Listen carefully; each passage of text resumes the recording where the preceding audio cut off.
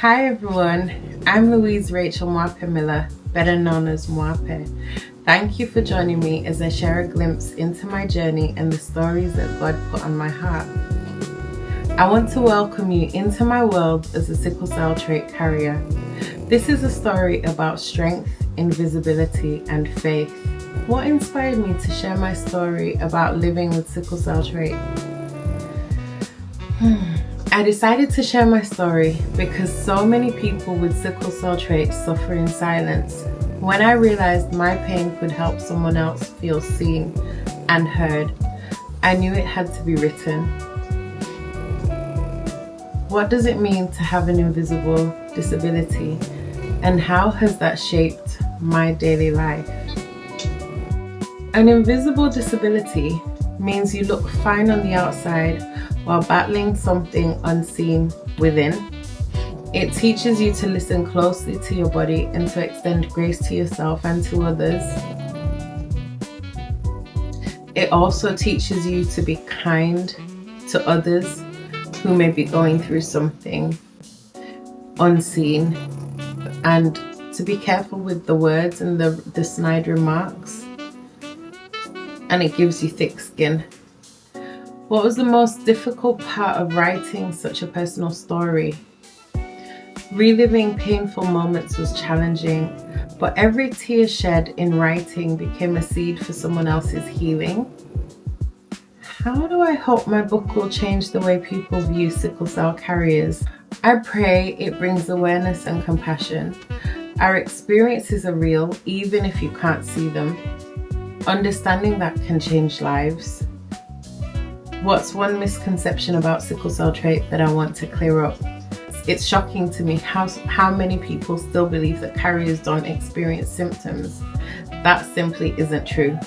We may not necessarily show it, and not everybody with sickle cell trait has symptoms or is symptomatic like I've been, like so many other people have been growing up and, from childhood.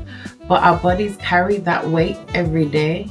And just because you're not symptomatic doesn't mean there isn't a high risk of potentially suffering symptoms, complications or pain, depending on environmental and physiological conditions, because it is conditional and much of that is external that impacts the internal.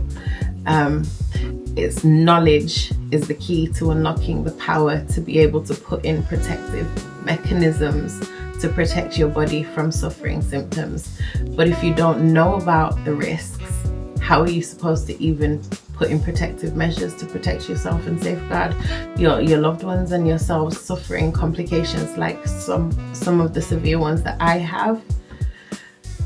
How has my faith helped me to navigate my health journey? My faith has been my anchor. On days when pain overwhelmed me, God's promises kept me grounded and hopeful. He allowed me to have a mother who refused to let me cry and stay crying without getting back up. What message do I want readers to take away after reading my story? I want readers to know that invisible battles do matter, that God can use even our weaknesses to reveal His strength.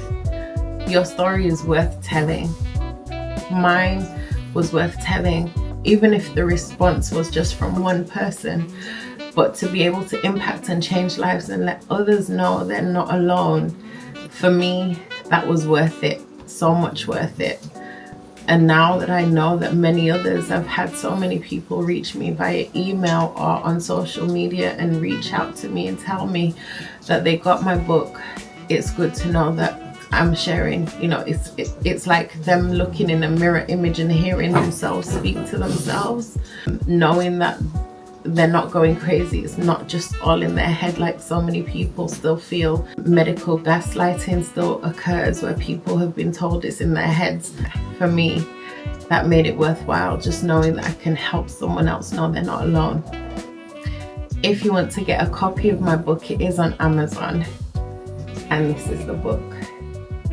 It hit the Amazon bestsellers list and was there for 8 weeks.